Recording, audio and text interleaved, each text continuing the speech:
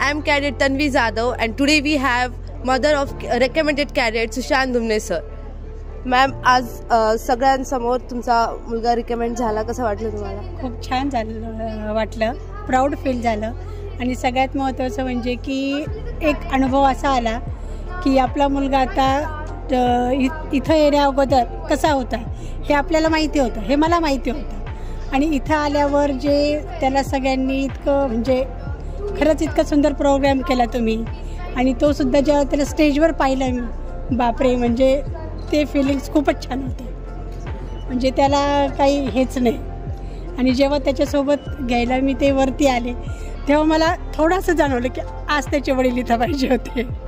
ते येऊ शकले नाही, आज मीटिंग होती म्हणून. पण खूप छान वाटलं खरंच की आपला मुलगाही आज एक देशसेवेसाठी जाणार आहे. पण त्याच्या अगोदर जे यशोतेज अकॅडमीनी सरांनी जे त्याला इथं फॅसिलिट केलं, खूप छान वाटलं. 10th नंतर जी 2 इयर्सची जर्नी होती त्याच्यामध्ये त्यांना खूप प्रॉब्लेम्स आले, तेव्हा तुम्ही कसं सपोर्ट केलं त्याला? खरं सांगू तर 10वी सुरू झाली तेव्हा तो बोलला की जायचं आहे मला इंडियात. आम्ही सर्च केलं, त्याच्या वडिलांनी सर्च केलं. अकॅडमी आम्ही पाहून गेलो होतो, पहिले अकॅडमी पाहून गेलो. आणि त्यानंतर मग ठरवलं की द्यायचं आहे इथं आपल्या मुलाला हे करायचं आहे. एक्झाम दिली, त्याच्यात सिलेक्टही झाला. आणि त्यानंतर जेव्हा त्याला 10वीला त्याला सरांनी विचारलं होतं की तुला किती मार्क्स पडतील 10वीला, तेजस सरांनी. तो बोलला की हो, मला 90च्या वर पडतील. सर म्हणाले नाही पडले तर? तो कॉन्फिडंटली बोलला, सर मी माझं मार्कशीट आणून दाखवेल. तेव्हा त्याला पडले होते, 92 पडले होते. पण तो तेव्हाही म्हणायचा की आई, इथं आल्यावर कळतं आहे की अभ्यास कसा केला पाहिजे, स्ट्रगल कसा असतं, अभ्यास कसा असतो, आपण खूप मागे आहेत. आणि त्यानुसार त्यांनी त्याच्यामध्ये सुधारणा करत गेला.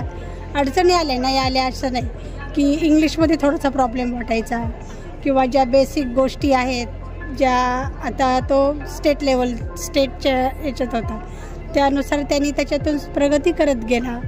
आणि सगळ्यात महत्त्वाचं म्हणजे योग्य मार्गदर्शन मिळालं आणि त्यानुसार त्यांनी अभ्यास केला. आणि जेव्हा सर 10वीमध्ये होते आणि 10वीमध्ये आणि आतामध्ये सरमध्ये काय डिफरन्स दिसतो, काय पर्सनॅलिटी डेव्हलप झाली सरची? खूप फरक झाला, खूप बदल झाला. सगळ्यात महत्त्वाचं म्हणजे कॉन्फिडन्स खूप वाढला. बोलणं म्हणजे की पहिले आम्ही म्हणायचो की सुशांत, तुझं बोलणं तोळ्यावर मोजून घ्यावं लागतं आहे. आणि आता खूप छान बोलतो, एकदम आत्मविश्वासाने बोलतो.